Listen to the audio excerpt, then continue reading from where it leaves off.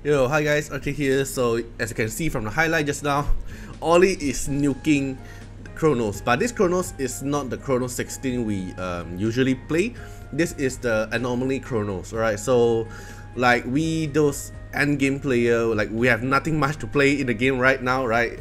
So of course we prefer the season 0 one, but I totally understand about why they want to do the season 1, because they want the China and the other new player or the mid game player to grind their Kronos, I mean the Ritual Miracle easily, to get their equipment up first before they release, or maybe they have the potential to release something harder in the future, so they won't complain about their equipment is not strong enough, they didn't grind the boss enough. So I think this is a very good thing for the season, the early game player and the China player. But for us, this end game player, what are we gonna do while we're spending the time, right? So Agni is one of the best free-to-play PvE player, right? So he did something very crazy.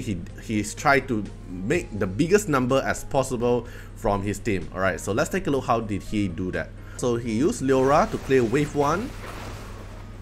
Then for wave 2, he's gonna use Leora to clear it again.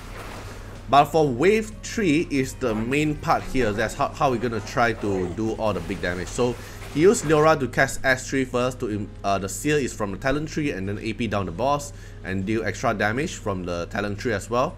And then Champion gonna cast S3 to deal Misrate up and also Seer to the boss. The Misrate up here, I believe, is to increase the Calamity damage output, because the more debuff the boss have, the more damage it is. And then you also have to proc the Astro set on Champion, so Champion gets another turn.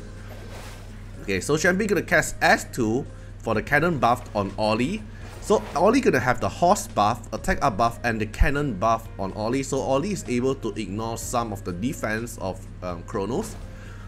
Then let's take a look here. Okay, then Liam is gonna cast S3 to apply the what buff is it called?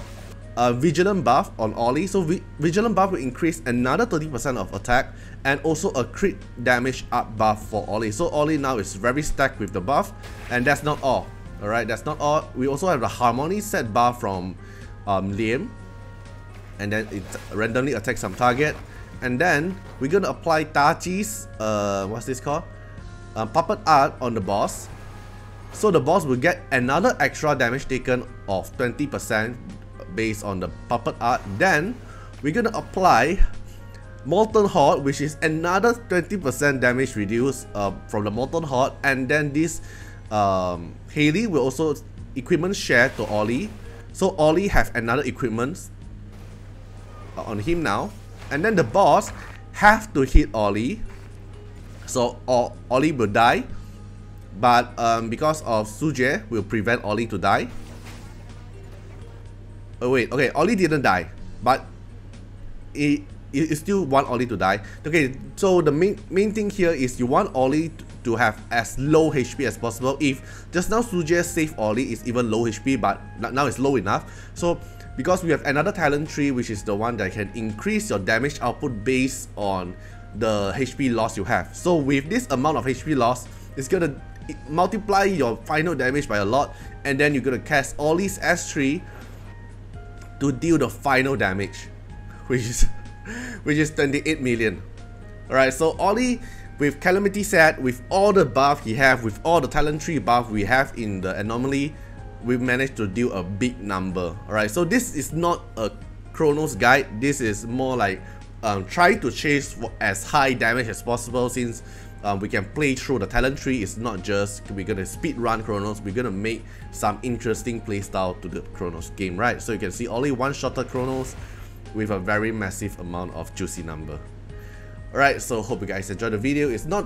Oh wait, before I end the video, let me show you about the equipment as well. Okay, so this is the equipment they're using. So Leora is to one-shot the enemy. Champion here, you have to proc the Astro set to apply the S2 on Ollie.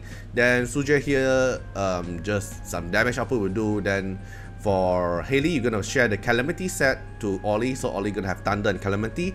And then Liam have to be on Harmony set to give everyone damage output increased by 10%.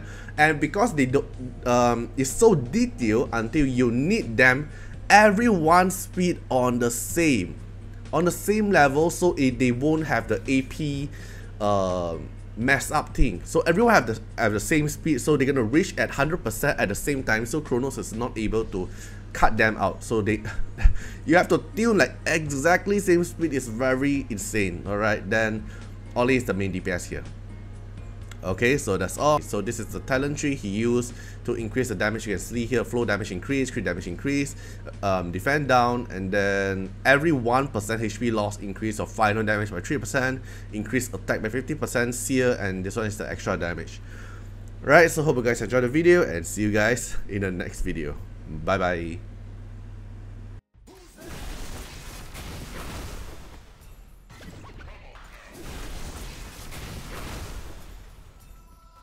Warning, and get ready for the battle.